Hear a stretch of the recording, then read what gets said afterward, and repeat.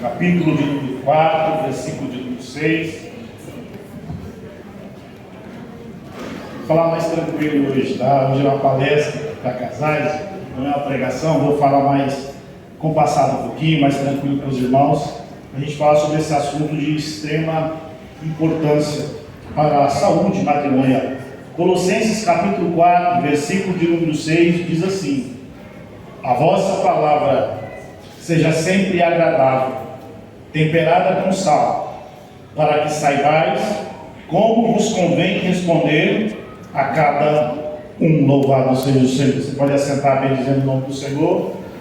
Louva a Deus pela vida do Sinaí e da Luciane. Fizemos amizade ali na sede e a gente ama muito, um carinho especial. Sabe que devido à correria nossa de você, a gente se encontra pouco, mas sempre que a gente se encontra, são momentos agradáveis e edificantes. Queridos, falar sobre conversa, mas não nem conversa. A base do relacionamento foi a conversa. Eu me casei com a minha esposa, você casou com a sua esposa e a esposa com o esposo, porque um dia a gente conversou, a gente dialogou. Qual a importância desta conversa depois de tantos anos de casamento? O senhor tem 13, às vezes eu tenho 20, 40 anos de casamento. O senhor quer expor sobre a importância da conversa. Deus sempre trabalhou com a conversa. Quando o homem fora criado, colocado no Éden, Deus todos os dias o visitava e conversava. E a solidão de Adão, não que possa usar esta palavra, mas de certa forma incomodou a Deus. Deus ver a necessidade do homem ter uma companheira, alguém que ele dialogasse, alguém que ele dividisse as suas experiências e pudesse abrir o seu coração. A conversa sempre foi poderosa. Se ela foi poderosa no mundo para tudo, que dirá o casamento? E não tem como falar sobre a fala e, infelizmente, falar também de um dos homens mais perversos do mundo, mas que ele entendeu bem, pastor Sérgio, o que era o poder da conversa. Se um homem terrível, como que eu citarei agora, ele entendeu o poder da fala, o poder da conversa, conquistou quase toda a Europa e teve uma nação que o acolheu, que o ajudou nos seus intentos terríveis. Por que não nós não vamos valorizar tanto a conversa? Como não há como falar Adolf Hitler. Hitler foi um homem que dominou bem a conversa, mas que tem a ver isso com o meu casamento. Ele entendia o poder da fala. Otto Strasser, que foi um dos inimigos mortais de Hitler, que era do partido nazismo, ele dizia que quando Hitler falava, era como se ele entrasse no ambiente, com ele respirando, ele conseguia sentir, pastora, como estava o coração de cada um. Era como se Hitler tivesse dentro de si um sismógrafo. Sismógrafo é aquele que consegue detectar os abalos, Henrique.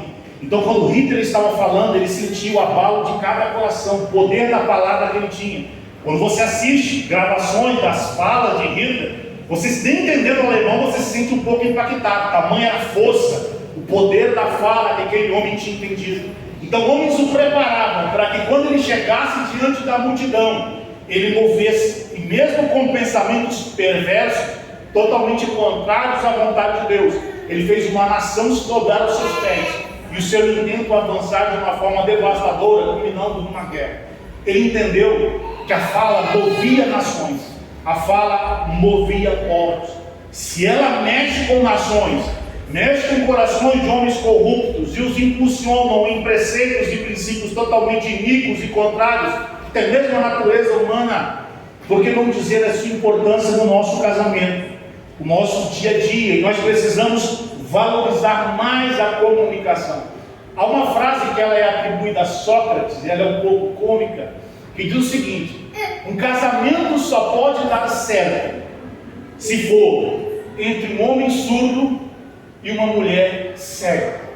Sócrates foi um pouco cômico se ele disse essa frase. Um homem surdo porque, segundo a ciência, a mulher fala demais. Eu não vejo problema em a mulher falar mais palavras que o homem, não há problema algum. E entre uma mulher cega, porque, Henrique, com o tempo passado dos anos, a gente vai mudando, né? A gente não é tão bonito como a gente era. O descuido do homem ele é um pouco maior, mas é uma realidade, porque a fala tem o poder de mudar um dia.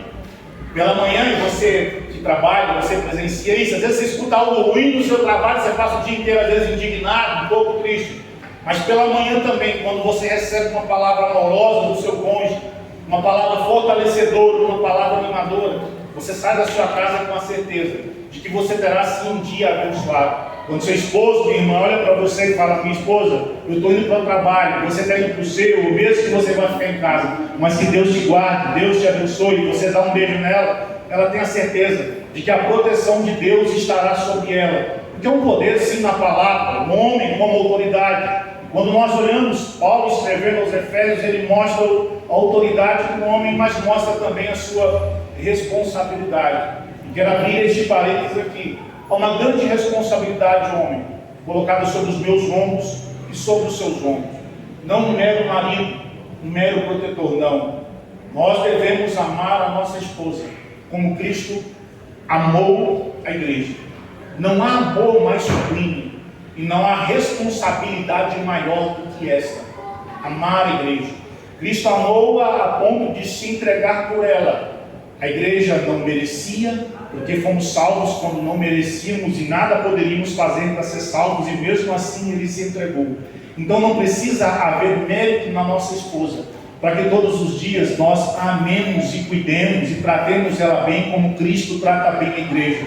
Você não vem todo dia ao culto e Jesus todo dia está presente, todo dia fala, todo dia que você ora, você sente a presença de Jesus, ou seja, um Jesus presente. Você, marido, e eu precisamos ser presentes no dia a dia da nossa esposa. Vemos em dia onde isso aqui, o celular, nos aproximou das pessoas distantes, pastor Sérgio, mas nos distanciou daqueles que estão perto. Falamos tanto com tantas pessoas, e é notório, às vezes a gente sai para jantar alguma coisa, eu e minha esposa, para lanchar, ou vai com os jovens que a gente coordena no campo, sai um pouquinho, e a gente vê algumas mesas, pessoas rodeadas de pessoas, mais isoladas ao celular. Você vê um homem, um marido se nair, e a esposa sai para um jantar, e aí ficam os dois no celular conversando. Com quem? Com um, com o outro não é, mandando zap.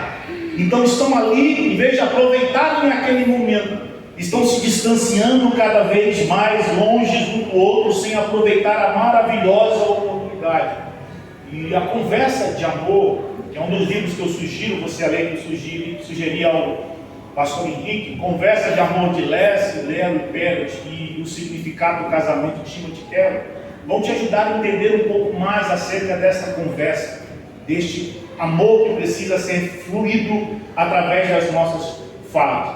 Não há como ter um casamento abençoado, um casamento alicerçado em Cristo, sem conversa. E a conversa é muito além, irmão, de uma troca de palavras. Podemos dizer: não, mas eu converso muito com a minha esposa. Conversa vai dos seus gestos, dos seus atos, da sua tonalidade de voz. Nós, como homens, temos essa dificuldade. Eu tenho, pastor, essa dificuldade.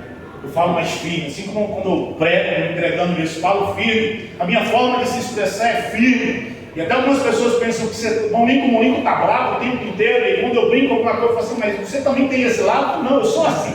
Mas é a forma assim, né, de falar mais firme. E nós homens em geral somos assim. Mas tudo isso influencia em se nós vamos ter uma vida conjugal, de relacionamento conjugal, sadia ou não, através da forma com que nós nos comunicamos, da forma com que nós expressamos. Os maiores delícias, se você for pesquisar sobre as ruínas dos casamentos, o maior diagnóstico dado é problema na comunicação, deslizes na forma de falar.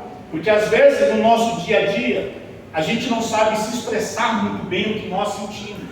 Nós falamos uma palavra dura, uma palavra áspera, mas parece algo pequeno para nós, mas que o nosso cônjuge vai sendo ferido dia após dia. Nosso cônjuge vai sendo machucado dia após dia. No início do nosso casamento eu ouvi muito isso da Valéria. Às vezes da minha forma de falar firme, rígido, às vezes eu era um pouco ríspido demais, para não dizer ignorante. Eu não percebia a minha forma de expressar assim. Para mim era algo normal, não que eu estava sendo ruim com ela, mas era a minha forma de ser. E dia a dia eu ia minando o meu casamento, ferindo a minha esposa sem perceber. E nós às vezes não temos este cuidado. E é normal quando você vai aconselhar casais, e a gente, por misericórdia do Senhor, nós fomos por 2 anos líder dos jovens casais, pastor Sérgio. Casais de 0 a 10 anos, na sede de Campinas, a gente coordenava, liderava, cuidava deles. E o que você vê com as conversas com casais, ou mesmo em estudos, Mas a expressão mais usada é: meu cônjuge não me ouve, meu cônjuge não me escuta. E algo natural, infelizmente, que vai acontecendo entre nós temos dificuldade de ouvir o nosso cônjuge e ouvir. E esse conflito de relacionamento através das comunicações vai minando tanto o casamento, e o perdão vai se afastando cada vez mais. Quantos casais nós conhecemos que passam um mês sem conversar? Conheço um casal que passa 30 dias sem conversar ainda. Quando fala alguma coisa para o outro, almoçam junto, dormem na mesma cama, moram na mesma casa, mas passam um bom tempo sem conversar, porque ficam com raiva um do outro, esperam a poeira baixar, mas nenhum tem a posição de chegar e dizer: meu amor, me perdoa. Quando foi a última vez, isso serve para mim, que você olhou para o seu cônjuge e falou: me perdoe pelo que eu falei, me perdoe pela forma com que eu agi? Quando a Bíblia diz que nós não devemos deixar o sol se pôr sobre a nossa ira, este é um versículo que muito mexe com a minha vida e com relação desde quando me casei com a Valéria. Algo que a gente sempre procura: nunca dormir brigados por causa de uma conversa que a gente teve. Mas em único eu estou com a razão. Perca a razão e seja feliz no seu casamento. Não é uma queda de braço. Quando Deus te concedeu a oportunidade de casar com alguém, não foi com alguém qualquer. Ele te concedeu a oportunidade de casar com uma filha dele. Você tem um sogro. Se você acha que o seu sogro terreno é um pouco complicado, um pouco difícil, um pouco zeloso demais, há um Deus nos céus que ele é o seu sogro, que ele vê os seus pensamentos, ele vê os meus pensamentos, a forma com que eu trato, a forma com que eu me relaciono com a minha esposa, a forma com que eu me expresso, como eu cuido dela. Ele vê todos os dias e tudo está patente aos olhos dele. Então nós precisamos ter este cuidado de liberar o perdão, de tratar muito bem a nossa esposa, porque a satisfação e a felicidade do casamento está mantida e alicerçada nos relacionamentos. Qual a prova disso? Da conversação, dos relacionamentos. Sabe a prova maior? Quem são os seus melhores amigos? Não são aqueles que você fala pouco, são aqueles que você dedica o maior tempo, aquele que você conversa mais, mesmo não estando presente, mas todos os dias manda uma mensagem, todo dia dá uma ligada, todos os dias você fala com ele, porque a conversa une pessoas. Quanto tempo nós passamos assentado a rodas de amigos e temos tantos assuntos para conversar, mas quando a gente senta, pastor, às vezes com o nosso cônjuge no sofá, nos somem as palavras, não há assunto. Mas com os amigos há tantos assuntos, quer sejam da obra, bíblicos, ou do dia a dia, do cotidiano, mas com o nosso cônjuge a gente tem a dificuldade de expressar, de abrir o nosso coração, de nos derramarmos diante dele. Friedrich Nietzsche, que é o filósofo alemão, ele disse: ao iniciar um casamento, o homem deve se colocar a seguinte pergunta: você acredita que gostará de conversar com essa mulher até a velhice? Tudo no casamento é transitório, mas a maior parte do tempo é dedicada à conversa. Quando você namorava, vai ser abençoado. Quando você namorava, vai ser abençoado. Lembra que todos os dias que vocês saíam, brotava assuntos. Eu ia para Valéria, Bosques, Buriti. Naquela época era quebradeira, difícil. Mas você já sabe um pouco da história. Complicado, irmão. Eu não tinha dinheiro para comprar um suco para a Valéria. Um suco. Eu morava com 5, dividia aluguel com 5 jovens da igreja. Nós atrasávamos o aluguel todos os meses. O camarada da época da Selva e da Saniago estavam quase virando amigo, queria lá todo mês cortar. Essa era a dificuldade.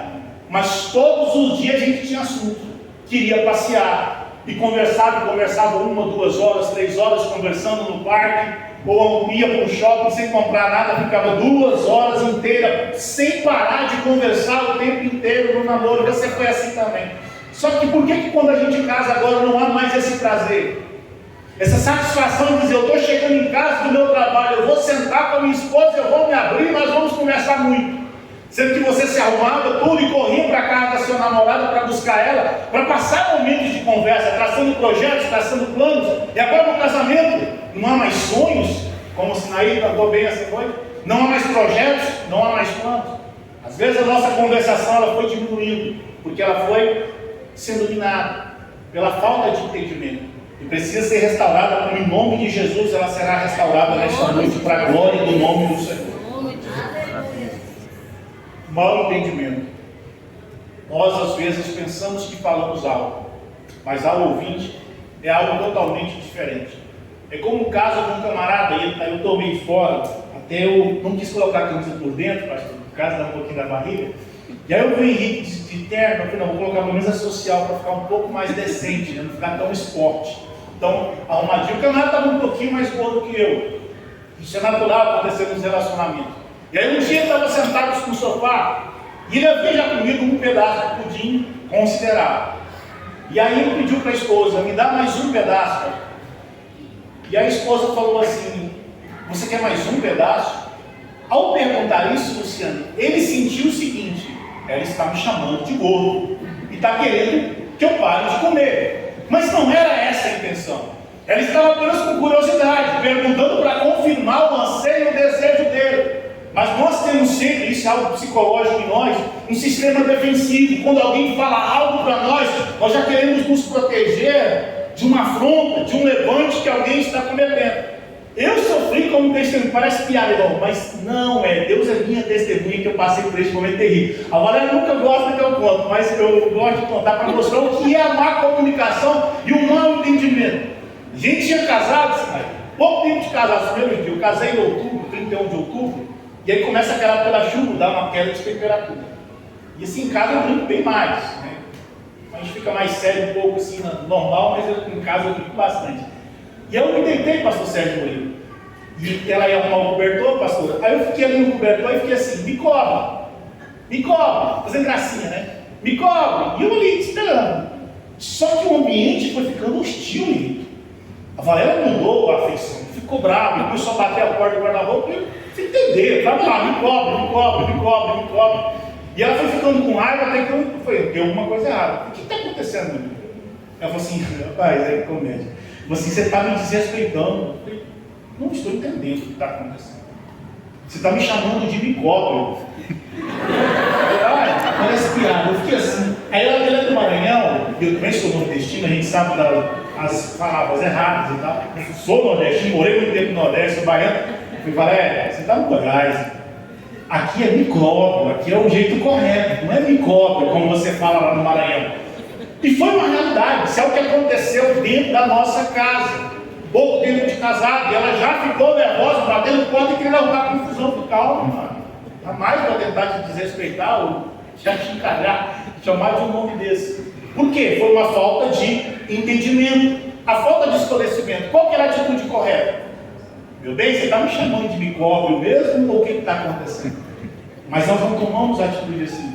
Nós ouvimos algo do nosso cônjuge, guardamos no nosso coração. Aí você fala, não, eu não sou rancoroso. Nós estamos em 2023. Eu só lembro daquilo que a minha esposa fez para mim dia 10 de janeiro de 1999 às 10 horas da manhã. Mas eu não sou rancoroso. Nós guardamos dia, data e hora da confusão, do tempo que nós não falamos, mas eu não sou rancoroso, eu libero perdão, está tranquilo. Está no mar do esquecimento, como Deus me perdoou aquilo que ela fez há 20 anos. Não, pera. Nós precisamos ser mais bem compreendidos, abrir mais o nosso coração, perder o medo. Se assim como os nossos amigos, você se abre realmente o coração, não fala bobagem, fala coisa assim, você sem aquela formalidade toda, sem receio, com a sua esposa ainda mais. Eu e você precisamos ter a liberdade de abrir o coração, a liberdade de colocar, quando eu meditava, na época que eu trabalhei, escrevi essa mensagem, ter a liberdade de pegar o nosso coração e colocar na mão do nosso cônjuge.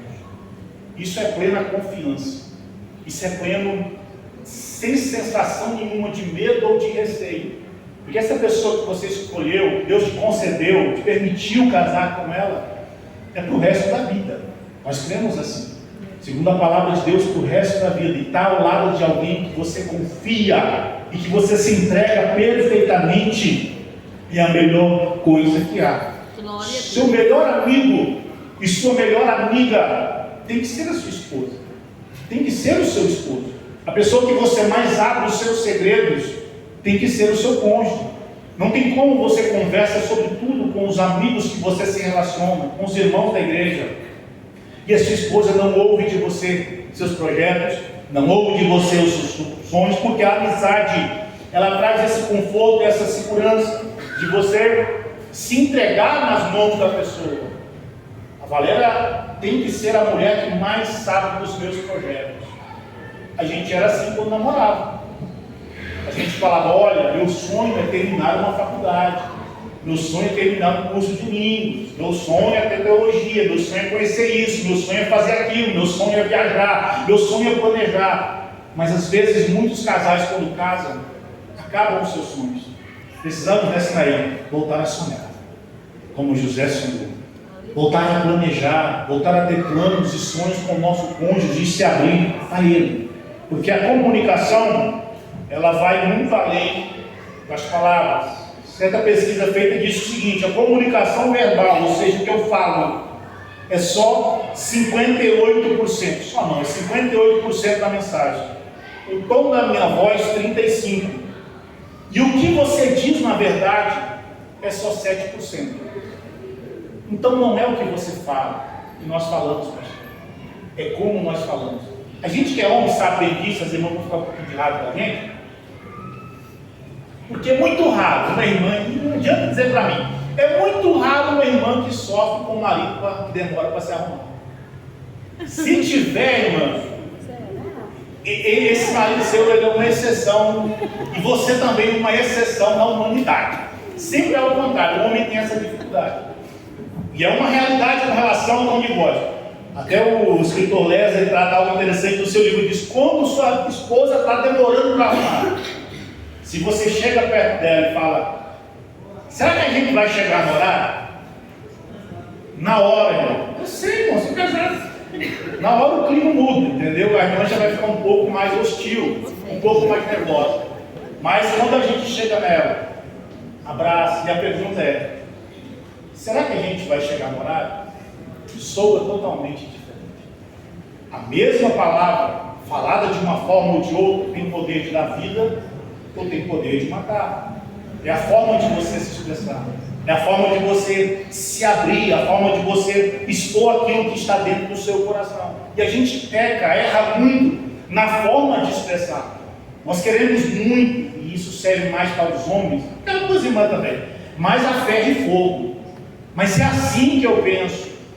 Não, você sabendo falar, você tem como conduzir o seu casamento de acordo com os seus projetos e planos, mas sabendo abrir o seu coração de forma correta, sem uma imposição, sem uma ignorância. Marido, repito o que eu disse na introdução: você precisa amar a sua esposa como Cristo amou a igreja. Cristo trata a sua noiva com amor, com carinho, mas nem com palavras de repreensões. Mas eu nunca consigo imaginar Cristo, mesmo nas suas palavras de ensinamento, sendo totalmente estúpido, ignorante, mas sempre o que permeava no coração de Cristo era o amor pela humanidade, o amor pela sua noiva, o amor por vê-la cada dia melhor. E assim tem que ser o nosso cuidado, expressar bem, pense antes de falar. Depois que a palavra escapa, irmão, é difícil voltar atrás. A não ser que o pedido de perdão esteja nos nossos lábios e a gente diga, realmente eu falhei, eu não deveria ter me expressado como eu me expressei, eu deveria realmente ter falado melhor com você. O segredo é retornar ao básico. Qual o básico da conversação? Se abrir, procurar entender. É como tem um jornalista do Seattle Times, Mark Claren, que ele casou com uma índia navarra. E aí, pastor Sérgio, na cultura deles é diferente da nossa, né? A gente faz só o casamento e pronto, acabou, né? Vamos lá, faz a festinha e tal. No caso dessa tribo navarra, quando faz o casamento, todos os casais mais velhos se reúnem, e aí o casal Henrique fica parado, cada casal mais de idade dá um conselho. Fala, olha, o conselho para o casamento feliz é esse. Interessante essa cultura deles, dá vários conselhos, vai ouvir o conselho. E aí tinha um camarada lá, e ele estava lá para poder participar, esse jornalista estava lá para participar. E acontecendo esse casamento lá, acontecendo e tal, todo mundo dando conselho. Só que tinha um irmão lá, um homem que toda vez que dá aquela limpada de garganta para falar, a mulher dava uma cutucada. As irmãs gostam, né, dessa cutucada na gente, né? Dava uma cutucada, ele retrocedia e não falava nada. Os outros casais sinais saíam dando conselhos. Aí dava aquela arrumada de novo, quando ele ia falar, outra agulhada que a irmã dava nele. E ele ficou calado. Quando terminou a cerimônia ali, a mulher dele estava indignada. E ele sem entender por quê. Ele falou assim: eu não entendo. Por que nós somos o único casal que não deu um conselho para eles? Aí ele falou assim: uai, todas as vezes que eu ia dar, você me cutucava. Ela falou assim: não, eu estava te cutucando para você dar o conselho. E ele entendia que o cutucão era para ele ficar calado. Concluindo na comunicação, que podia ter sido resolvido de forma fácil. Ter dito: meu bem, fale, meu bem, eu acho melhor não agora.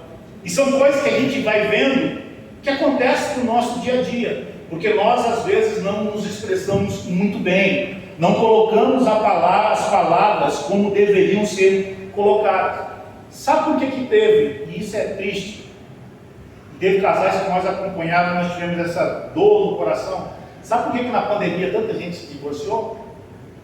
Porque teve que ficar dentro de casa. Mano, eu acho bom demais ficar em casa.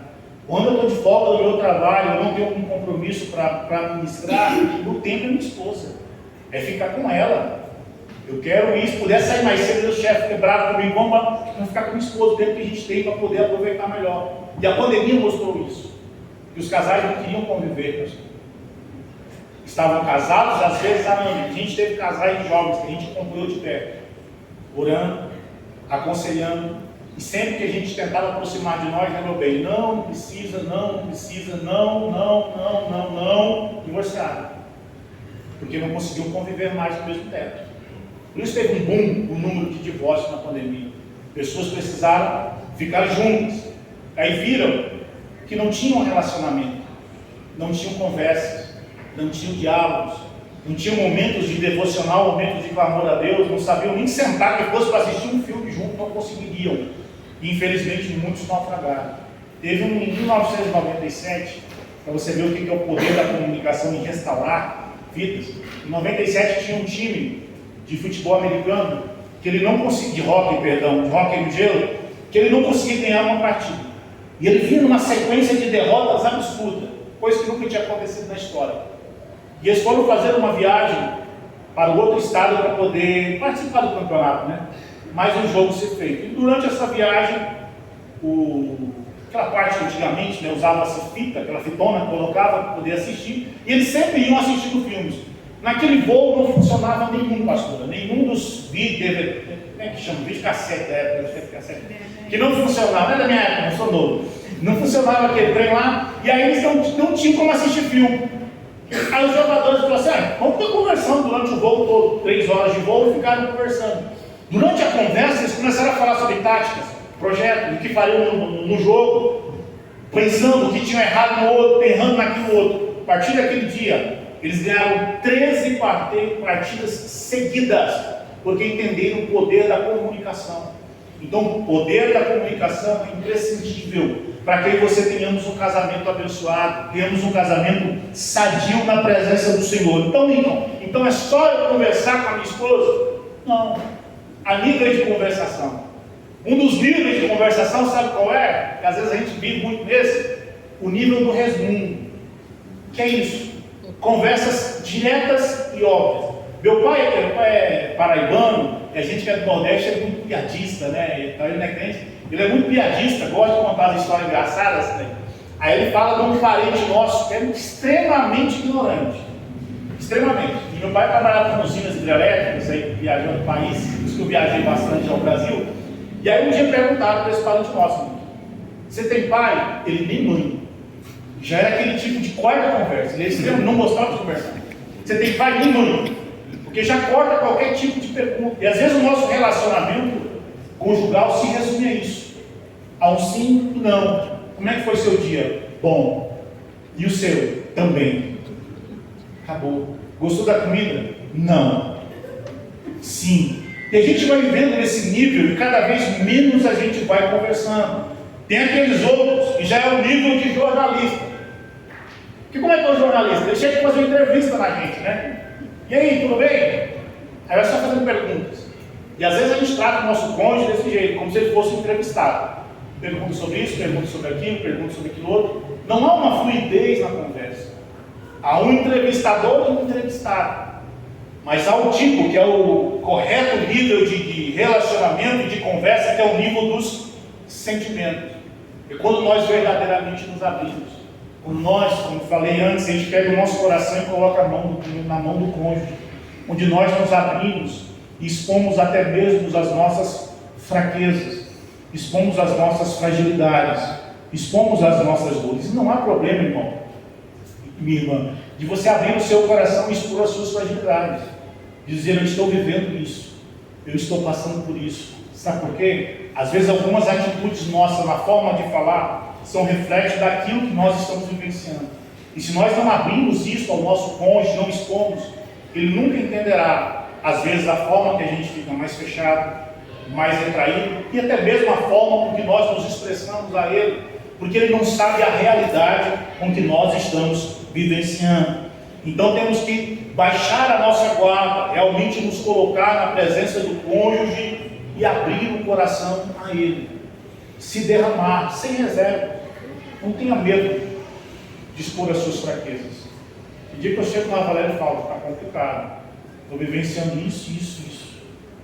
Claro, nós como obreiros temos que ter a sensibilidade de alguns assuntos, mas no geral temos que sim abrir, dizer: eu estou passando por isso, ora por mim, meu coração está doído, meu coração está devastado, eu preciso de você. Esse é o nível de relacionamento que nós precisamos ter com o nosso cônjuge. Não chegar com meras perguntas, ou não chegar com sim e não. Entender também as particularidades do nosso cônjuge.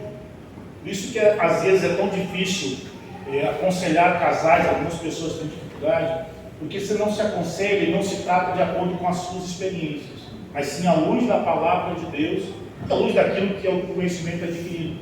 Porque às vezes a experiência de um casal não serve para outro.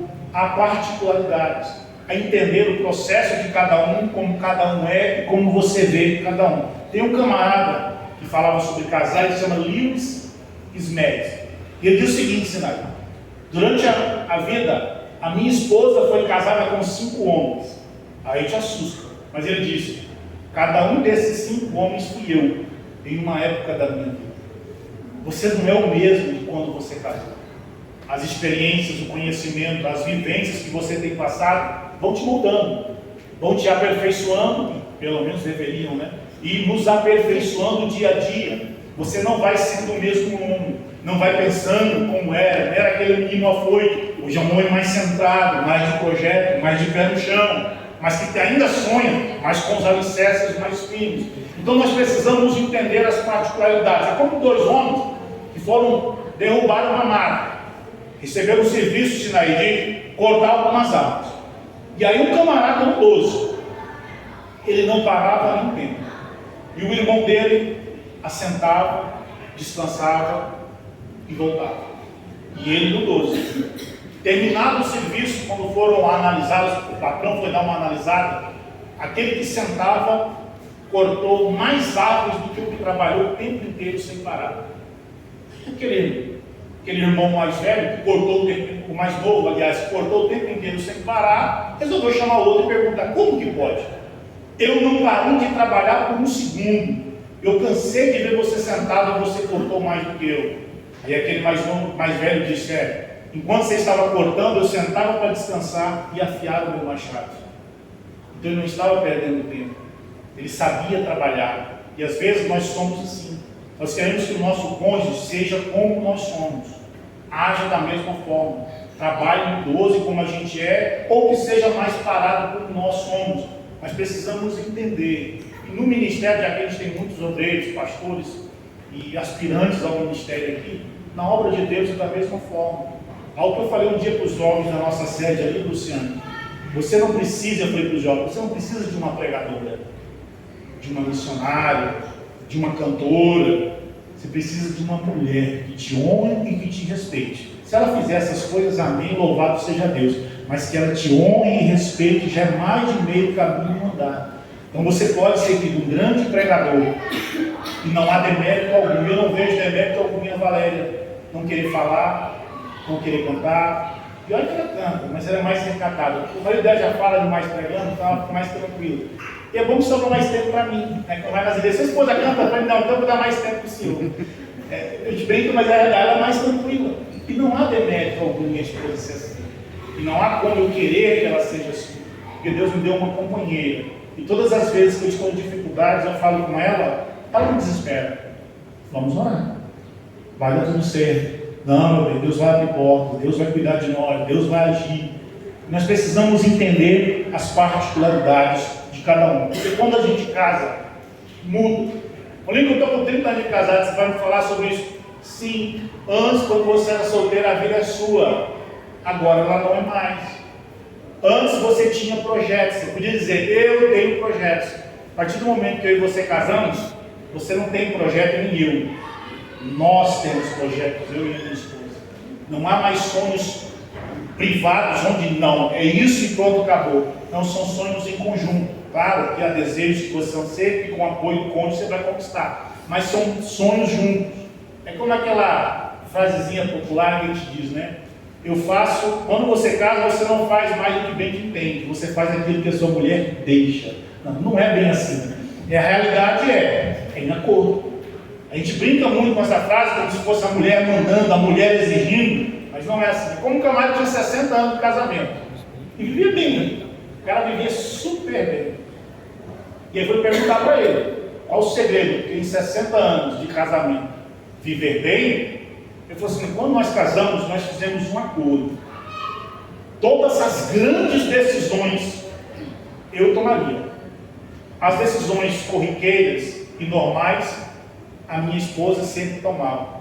Mas ele falou assim, interessante, nesses 60 anos nunca precisamos tomar uma grande decisão. Todas foram corriqueiras e foi ela que decidiu. Então essa é a realidade de muitos casais. Não, é conjunto, irmão. Nós somos agora juntos, não há segredos. Se estamos juntos, planejamos juntos, não há mais meus projetos, eu quero entrar em algo aqui que vai apertar um pouco. Não tem como a sua esposa não saber da sua vida financeira. Não tem como a sua esposa não saber como está a situação. Eu e minha esposa conhecemos casais onde a esposa não tem sequer noção do pastor, do problema financeiro que eles estão vivenciando porque o marido esconde. Nós conhecemos casais onde eles estavam para perder a casa, o financiamento da casa, porque o marido escondia a realidade financeira e foi endividando. E a casa estava para perder, já tinha chegado várias cartas do financiamento da Caixa. E nós tivemos que estender a mão para ajudar a arrumar algumas parcelas e pagar. Caso contrário, a casa ia perder e a esposa sem saber da realidade que estava acontecendo. Porque ele não sabia. A Valéria sabe quanto eu ganho. Ela sabe quanto dinheiro pouquinho tem guardado. Tudo da nossa vida financeira precisa ser aberto. Você se casou com alguém para confiar.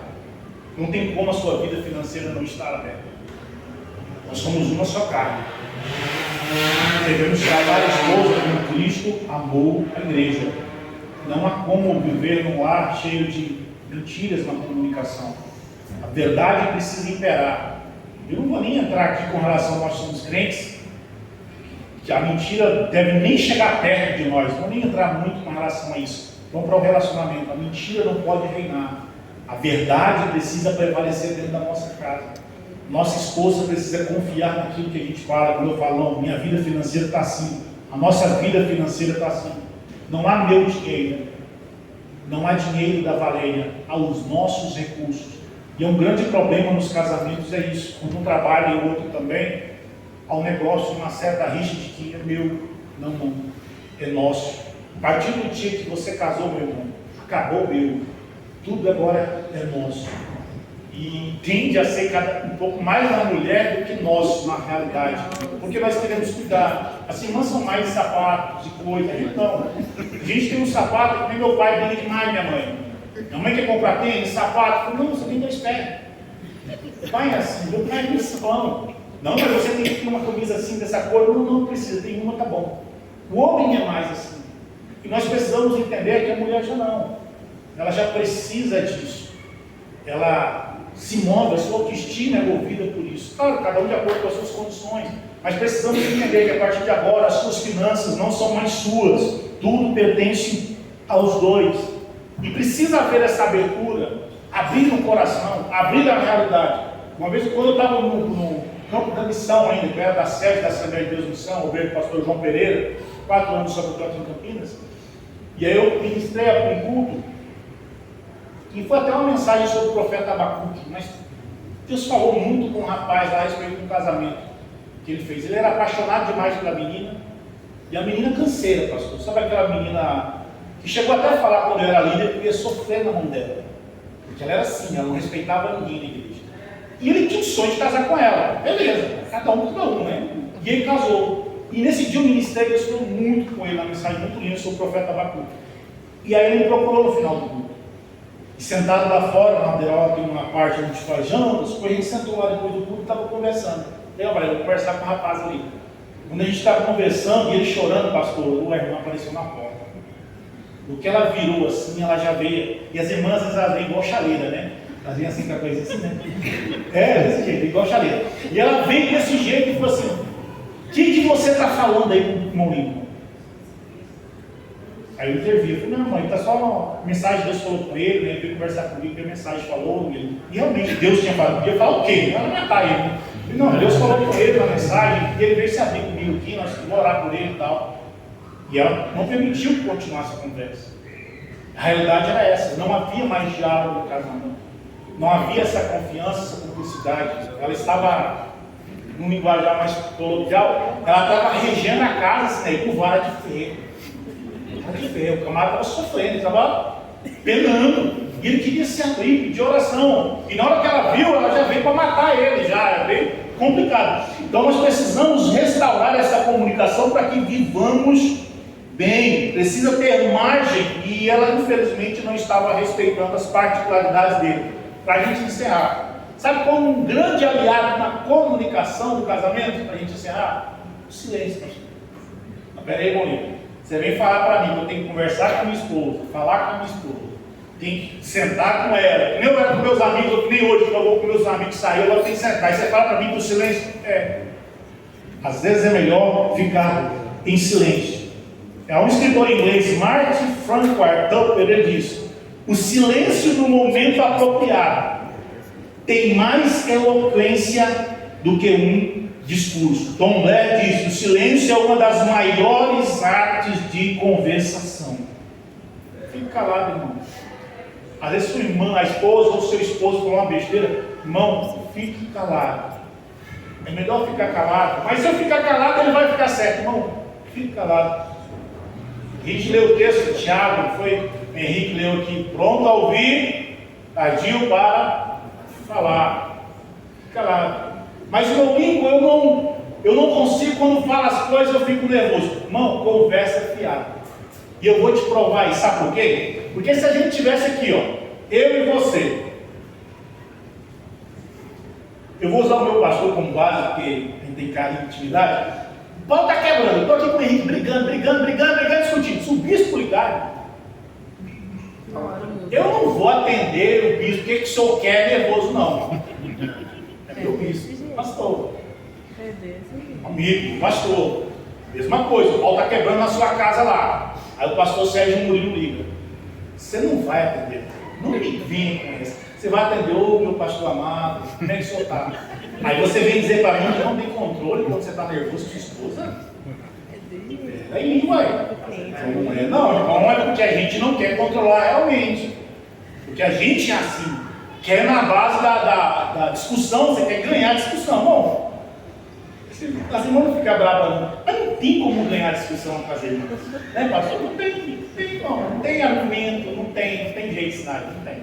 Você sabe, você está casado bastante tempo também. Não tem. Então fique quieto. Deixa o silêncio, entendeu? Porque às vezes é preciso. Difícil não é somente dizer a coisa certa no lugar certo. Mais difícil é deixar de dizer a coisa errada no momento tentador. Calma. Tem dia que você vai falar coisas, você vai ouvir coisas do seu cônjuge, e aí você pensa: se eu falar vai piorar a situação. Eu preciso viver em paz. Eu preciso ser feliz. E às vezes ela falou que foi por causa do momento, perdeu a cabeça.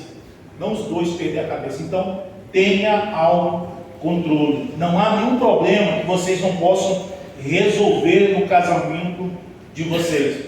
Para a gente finalizar e orar, John Bunyan, certa feita, exortou os esposos a serem maridos tão crentes, a ponto de fazer a esposa dizer: Deus não me deu apenas um marido, mas um marido que é a pregação diária de como Cristo trata a sua igreja. Glória a Deus. Então, além da conversa, você precisa ser, meu irmão, referencial.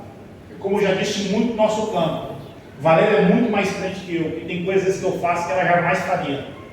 Ali para você prega, não interessa, ela é mais crente do que eu em muitas coisas. Ela é muito mais crente. Então, referencial de crente para mim. Então, a nossa família, nosso cônjuge, os filhos, têm que olhar e dizer: não, meu pai e minha mãe são referenciais de crente. A sua esposa tem que olhar para você e você será a pessoa mais crente que ela conhece. Porque aqui, todos somos santos, lavados e remidos e quase baterizados. Mas, dentro de casa, nós precisamos ser crentes de verdade. A esposa e o esposo ter a consciência de que quando as dificuldades virem, posso olhar para o cônjuge e dizer assim: ora por mim. Como muitas vezes eu pedi, a gente orou junto, ela orou por mim, e eu orei por ela. Ora porque eu sei que vai dar certo. Ora que eu sei que Deus vai nos abençoar. Clama agora. Então nós precisamos desenvolver esse nível de relacionamento com Deus e com o nosso cônjuge. Certo é que mesmo que mantenhamos uma conversação agradável, abençoada por Deus, dificuldades vão vir no casamento como vem na vida cristã. É natural essas coisas acontecerem. Mas o que nós precisamos é ter a ciência de que nós não temos um relacionamento apenas humano. Nós temos um Deus que está sobre as nossas vidas. Que independente do problema que nós estejamos passando no nosso relacionamento, se nós dobrarmos os joelhos, Deus irá entrar com providência e vai restaurar, e Deus vai sarar. Quando sua esposa estiver com raiva de você, irmão, vai lá orar, não para Jesus matar não, mas ora lá para Jesus. Jesus dá graça, ajude a minha esposa a me compreender, ajude a minha esposa a ser abençoada, me ajude a ser um marido melhor. Ore pedindo para você ser um marido melhor todos os dias, para construir um relacionamento agradável a Deus. Para orar, Timothy Keller diz: a menos que você consiga olhar para o casamento através da lente das Escrituras e não pelos seus medos ou romantismo, experiências pessoais ou perspectiva limitada da cultura, você não será capaz de tomar decisões inteligentes a respeito do seu futuro conjugal. O que rege o seu casamento são as Escrituras sagradas. Você não serve um Deus morto, você serve um Deus relacional que fala contigo todos os dias. Então fale todos os dias com a sua esposa. Jesus fala todo dia com a sua igreja. Então você, sendo o reflexo de Cristo, como Cristo amou a igreja, trate bem, fale bem, coloque-se de pé. Vamos orar. Vem cá, agora.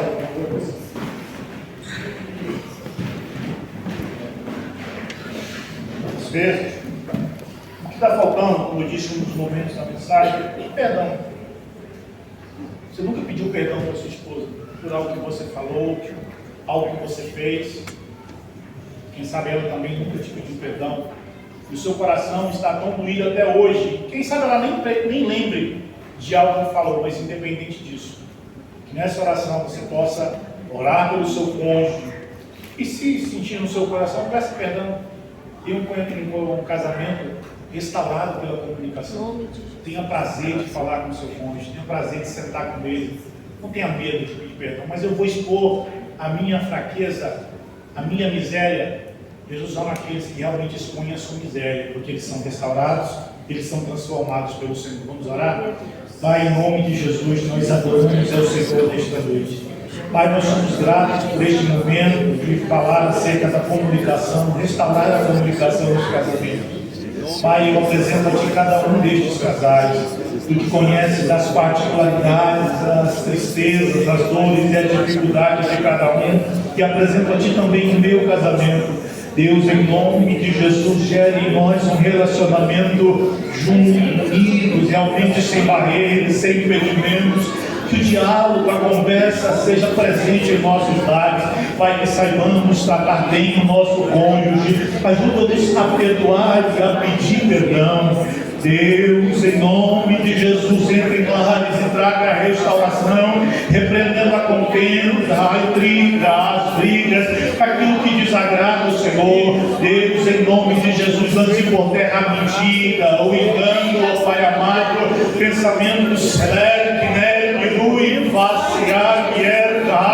em nome de Jesus, pensamentos iníquos que têm entrado dentro de lares, e no nome de Jesus, que a santidade do Senhor tome conta dos nossos relacionamentos, em nome de Jesus. Purifica nossos corações, gere confiança em nós um para com o outro, em nome de Jesus. Cuida de cada lar, Senhor, e restaura para a glória do teu nome. Assim nós te pedimos e assim nós te agradecemos, em nome de Jesus, em nome de Jesus. Fica conosco, Senhor, em nome de Jesus. Amém? Diga algo lindo aí para esse cônjuge abençoado aí.